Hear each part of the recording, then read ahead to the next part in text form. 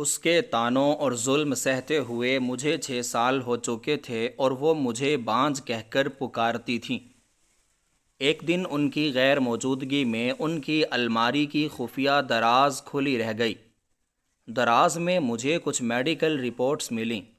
میں نے اپنے کانپتے ہاتھوں سے انہیں یہ سوچ کر اٹھایا کہ شاید ساس کی کوئی پوشیدہ بیماری ہوگی جس کا ذکر وہ کسی سے نہیں کرتیں، مگر جیسے ہی میری نظر ان پر پڑی تو میرے قدموں تلے زمین نکل گئی، کیونکہ وہ میڈیکل رپورٹس۔ میری شادی کو 6 سال کا طویل اور صبر آزما عرصہ گزر چکا تھا، اور یہ 6 سال میری زندگی کے کٹھن ترین دن تھے، جن میں دکھوں اور پریشانیوں کے سوا میرے حصے میں کچھ نہیں آیا تھا۔ میری شادی سلمان سے ہوئی تھی، جو رشیدہ بیگم کا اکلوتا بیٹا تھا، اور میرے والدین نے یہ رشتہ بہت خوشی اور فخر سے قبول کیا تھا، کیونکہ سلمان کا خاندان بظاہر بہت معزز اور کھاتا پیتا تھا۔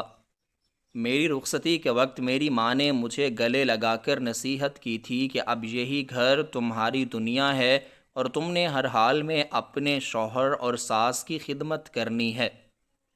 میں نے اپنی ماں کی اس نصیحت کو اپنے دل پر نقش کر لیا تھا، اور شادی کے پہلے دن سے ہی میں نے اس گھر کو اپنا سمجھ کر ہر ذمہ داری اپنے سر لے لی تھی۔ ابتدائی چند ماہ بہت سکون اور محبت کے سائے میں گزرے۔ سلمان مجھ سے بہت اچھی طرح پیش آتا تھا، اور رشیدہ بیگم بھی مجھ پر جان چھڑکتی نظر آتی تھیں۔ وہ محلے کی عورتوں کے سامنے میری سلیقہ شعاری اور میری خوبصورتی کی تعریفیں کرتے نہیں تھکتی تھیں، اور مجھے لگتا تھا کہ شاید میں دنیا کی سب سے خوش نصیب عورت ہوں، جسے اتنا پیار کرنے والا شوہر اور اتنی شفیق ساس ملی ہے۔ لیکن یہ خوش فہمی زیادہ عرصہ قائم نہ رہ سکی، اور وقت گزرنے کے ساتھ ساتھ حالات کا رخ بدلنے لگا۔ جیسے ہی ہماری شادی کو 1 سال مکمل ہوا، رشیدہ بیگم کے رویے میں ایک عجیب سی تبدیلی آنا شروع ہو گئی۔ ان کی وہ محبت اور شفقت آہستہ آہستہ طعنوں اور تلخیوں میں بدلنے لگی۔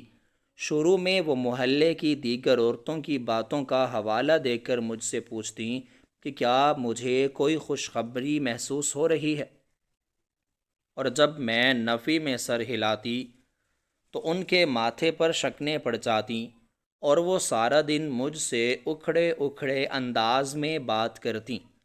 رفتہ رفتہ ان کے یہ سوالات اور اشارے کھلے طعنوں میں تبدیل ہونا شروع ہو گئے۔ وہ گھر کے کام کاج کے دوران بات بات پر مجھے سناتیں کہ ان کی فلاں رشتہ دار کی بہو کو شادی سے پہلے سال ہی اولاد کی نعمت مل گئی ہے، اور ایک ہمارا گھر ہے جہاں ابھی تک کسی بچے کے رونے کی آواز نہیں گونجی۔ میں ان کی یہ باتیں سن کر خاموشی سے آنسو بہاتی اور اپنے پروردگار سے دعائیں مانگتی کہ وہ میری گود ہری کر دے، تاکہ مجھے ان طعنوں سے نجات مل سکے۔ لیکن قدرت کو شاید میرا مزید امتحان لینا مقصود تھا۔ وقت تیزی سے گزرتا رہا، اور جب ہماری شادی کو 3 سال ہو گئے تو رشیدہ بیگم کا رویہ انتہائی ظالمانہ اور سفاک ہو گیا۔ انہوں نے مجھے سیدھا سیدھا بانجھ کہنا شروع کر دیا۔ وہ صبح اٹھتے ہی مجھے منحوس اور بانجھ کے لقب سے پکارتی تھیں، اور کہتی تھیں کہ میرے قدم اس گھر کے لیے تباہی لے کر آئے ہیں۔ ان کا کہنا تھا کہ میں نے ان کے اکلوتے بیٹے کی زندگی برباد کر دی ہے، اور وہ میرے جیسی بانجھ عورت کا منہ دیکھ کر اپنے دن کا آغاز نہیں کرنا چاہتیں۔ میں سارا دن گھر کے سب سے مشکل اور تھکا دینے والے کام کرتی۔ صبح منہ اندھیرے اٹھ کر پورے گھر کی صفائی کرتی، بھاری برتن دھوتی، کپڑے دھوتی، اور آگ کے سامنے بیٹھ کر ان کے لیے لذیذ کھانے پکاتی۔ لیکن میری اتنی سخت مشقت کے باوجود ان کی زبان سے کبھی میرے لیے کوئی تعریفی یا محبت بھرا لفظ نہیں نکلتا تھا۔ وہ میرے بنائے ہوئے کھانوں میں خامیاں نکالتیں اور کہتیں کہ جو عورت ایک بچے کو جنم نہیں دے سکتی، اس کے ہاتھ کے پکے ہوئے کھانے میں کیا ذائقہ ہوگا۔ ان کے یہ کاٹدار الفاظ میرے دل کو کسی خنجر کی طرح چیر دیتے اور میں راتوں کو اپنے تاریک کمرے میں اکیلی روتی رہتی۔ میری سب سے بڑی اذیت یہ تھی کہ میرا شوہر سلمان ان تمام معاملات میں مکمل طور پر خاموش رہتا تھا۔ جب رشیدہ بیگم مجھ پر طعنوں کی بارش کر رہی ہوتیں تو وہ سر جھکا کر کھانا کھاتا رہتا، وہاں سے اٹھ کر باہر چلا جاتا۔ اس نے کبھی اپنی ماں کو روکنے کی کوشش نہیں کی اور نہ ہی کبھی تنہائی میں مجھے کوئی تسلی دی۔ اس کی اس مجرمانہ خاموشی نے میرے دل کو اور بھی زیادہ چھلنی کر دیا تھا۔ مجھے ایسا لگتا تھا کہ جیسے وہ بھی اپنی ماں کی طرح مجھے ہی اس محرومی کا ذمہ دار سمجھتا ہے اور مجھ سے نفرت کرنے لگا ہے۔ رشیدہ بیگم مجھے ہر دوسرے دن کسی نہ کسی نئے طبیب یا دم درود کرنے والے کے پاس لے جاتیں۔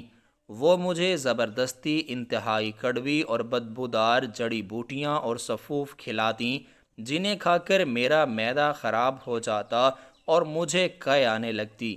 لیکن اگر میں ان دوائیوں کو کھانے سے انکار کرتی تو وہ پورے گھر کے اندر واویلا مچا دیتیں کہ یہ عورت خود ہی ماں نہیں بننا چاہتی اور میرے بیٹے کا نام مٹانا چاہتی ہے۔ وہ مجھے مختلف مزاروں پر لے جاتیں اور وہاں مجھ سے منتیں منواتیں۔ میں ان کی ہر بات مانتی، ہر کڑوی دوائی پی لیتی اور ہر چوکھٹ پر سر جھکا دیتی، کیونکہ مجھے اپنے اندر ہی کوئی بہت بڑی کمی محسوس ہونے لگی تھی۔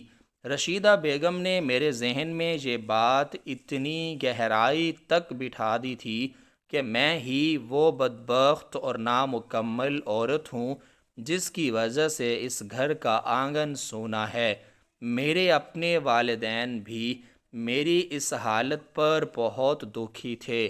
وہ جب بھی مجھ سے ملنے آتے تو رشیدہ بیگم انہیں بھی خوب کھری کھری سناتیں اور کہتیں کہ تم لوگوں نے اپنی بانجھ بیٹی میرے معصوم بیٹے کے گلے باندھ دی ہے اور ہمارے خاندان کے ساتھ بہت بڑا دھوکہ کیا ہے۔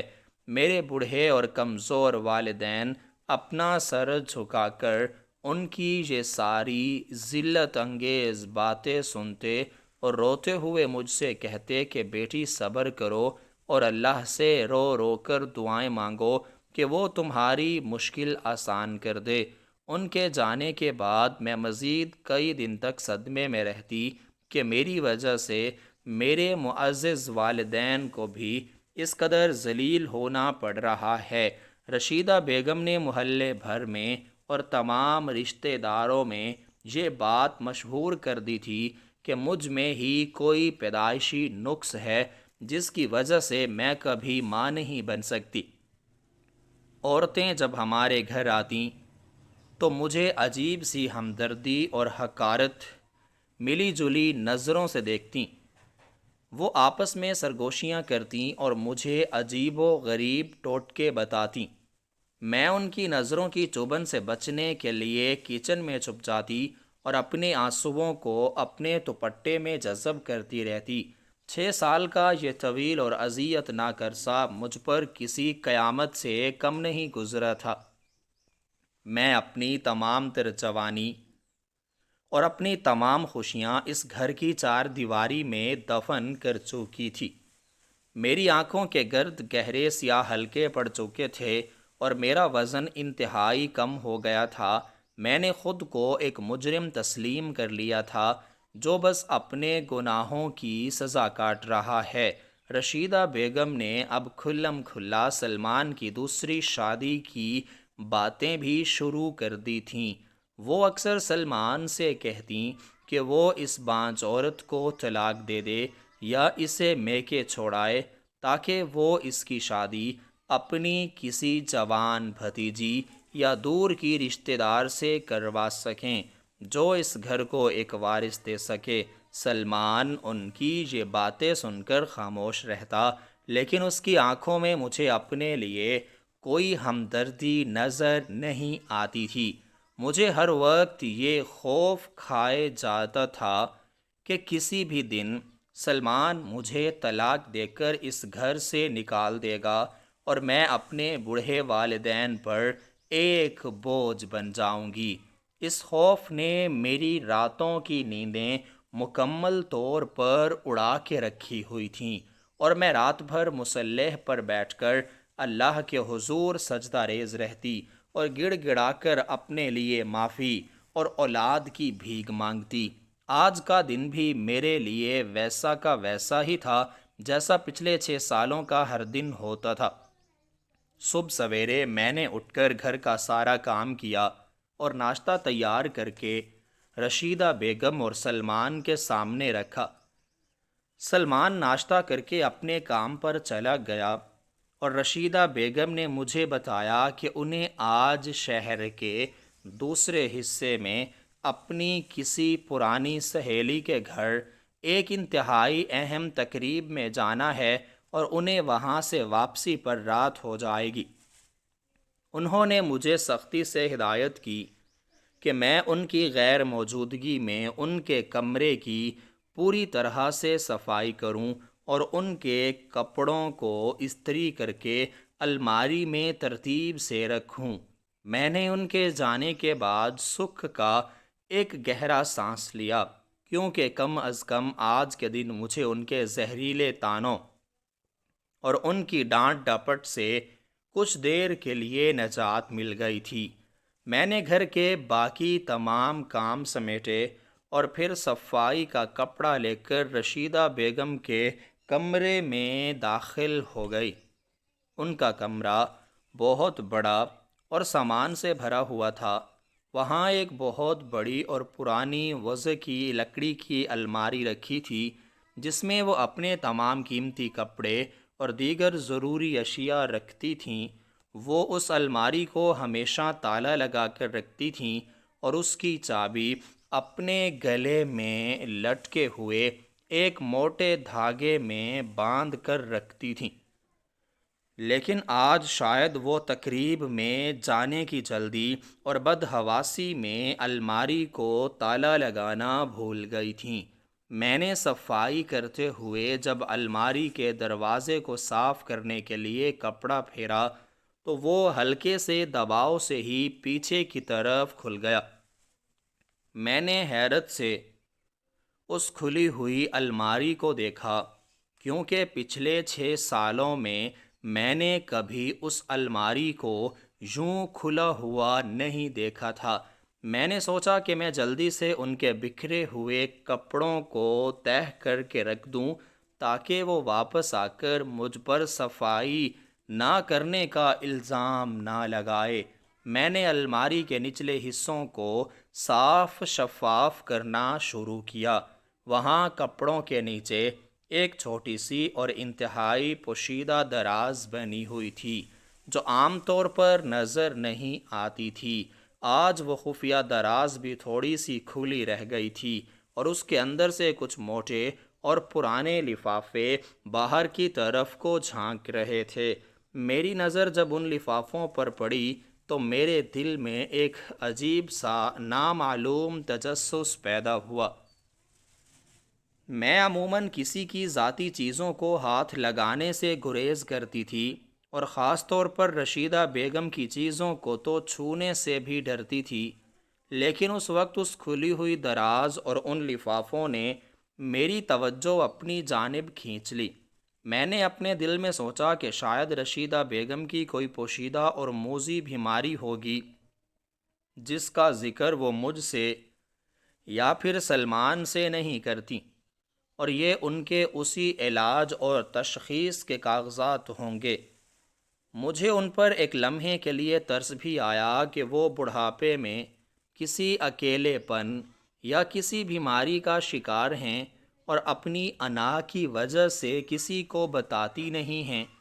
میں نے اپنے کانپتے اور لرزتے ہوئے ہاتھوں سے اس طراز کو تھوڑا سا مزید کھولا اور وہ موٹے اور خاکی رنگ کے لفافے باہر نکال لیے۔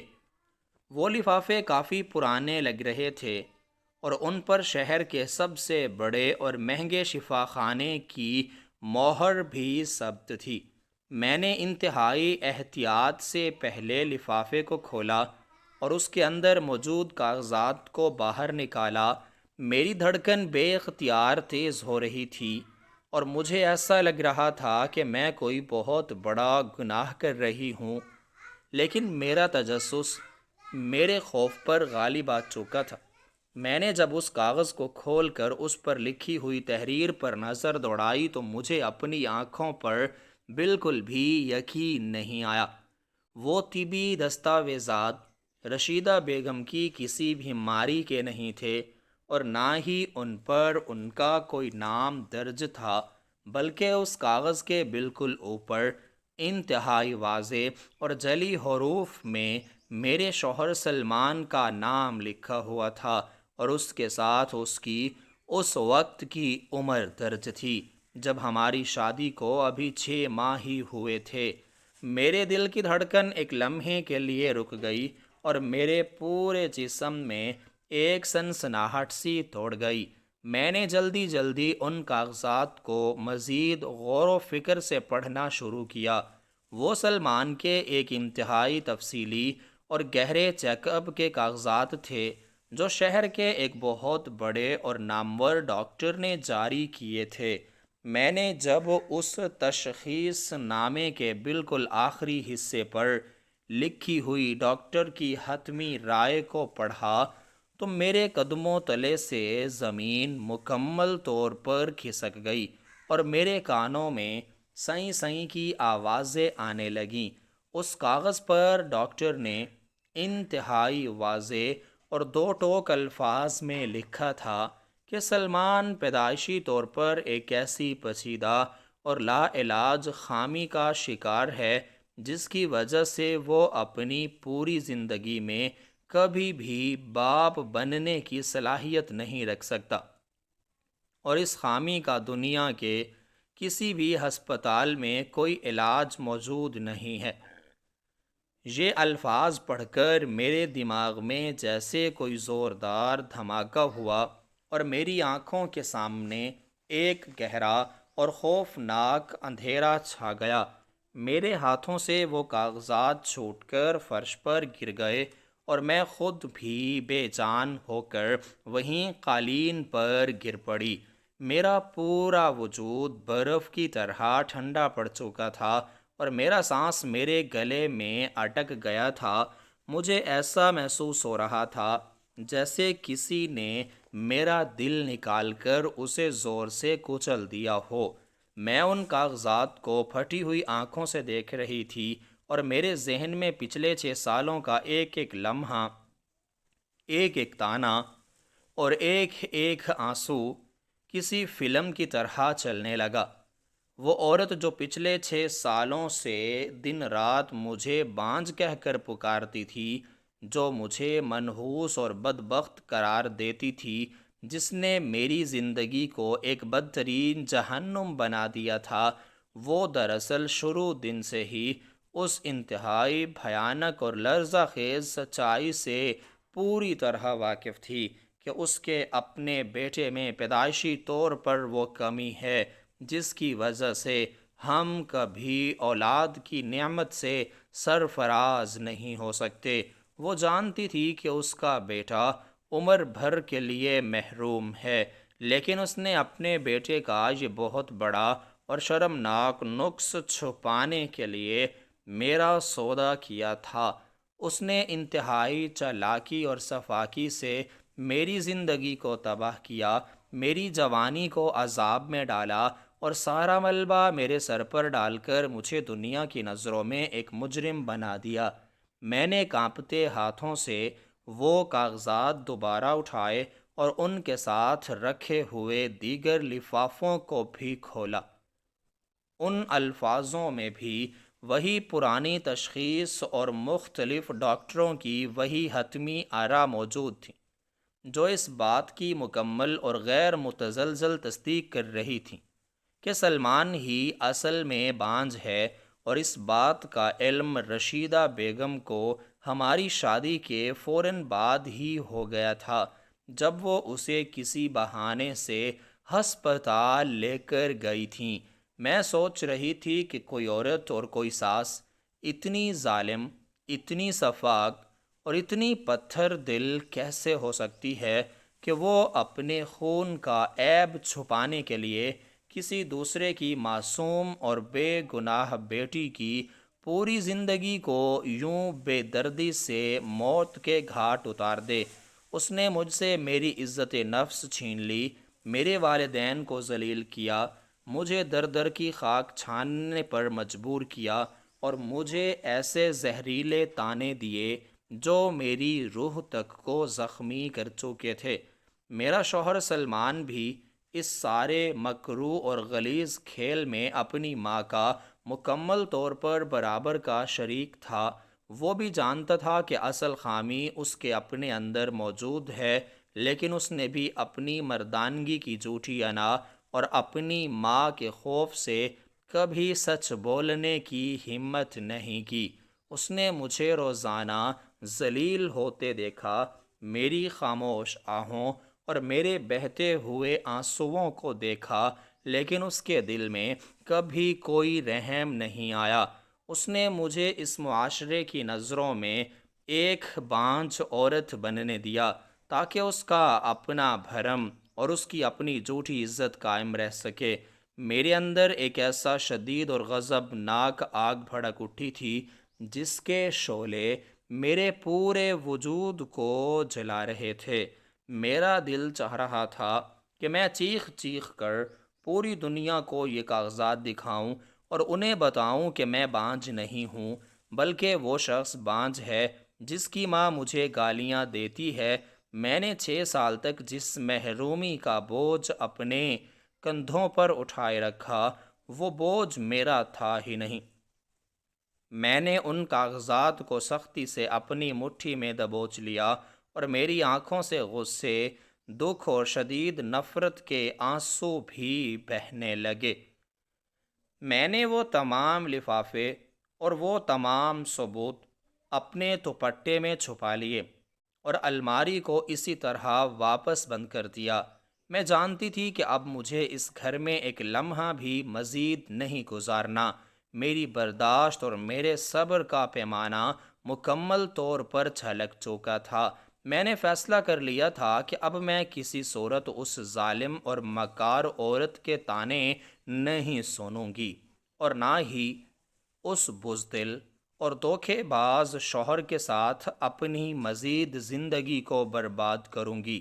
میں نے فوراً اپنے کمرے میں جا کر اپنا ضروری سامان ایک چھوٹے سے تھیلے میں باندھا اور ان رپورٹس کو انتہائی حفاظت سے اس تھیلے کی تہہ میں رکھ دیا۔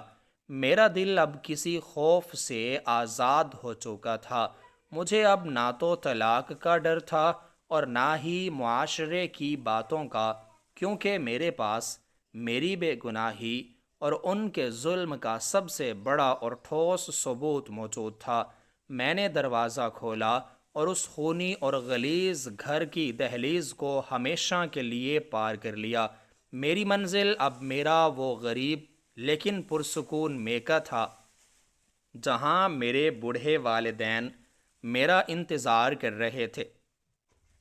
راستے میں چلتے ہوئے میرے قدموں میں ایک عجیب سی طاقت اور ایک نیا عزم تھا۔ میں نے سوچ لیا تھا کہ میں عدالت کا دروازہ کھٹکھٹاؤں گی اور ان طبی کاغذات کو جج کے سامنے پیش کر کے اس ظالم خاندان سے کھلا لوں گی۔ میں پوری دنیا کے سامنے ان کا وہ مکار اور بھیانک چہرہ بے نقاب کر دوں گی جس کے پیچھے چھپ کر انہوں نے 6 سال تک میرا خون چوسا تھا۔ آج میری روح آزاد ہو چکی تھی اور میں جان گئی تھی کہ قدرت کبھی ظالم کو ہمیشہ کے لیے نہیں چھپاتی، اور سچائی ایک نہ ایک دن انتہائی لرزہ خیز انداز میں سامنے آ ہی جاتی ہے، جیسے آج الماری کی اس خفیہ دراز سے میرا کھویا ہوا وقار اور میری بے گناہی مجھے واپس مل گئی تھی۔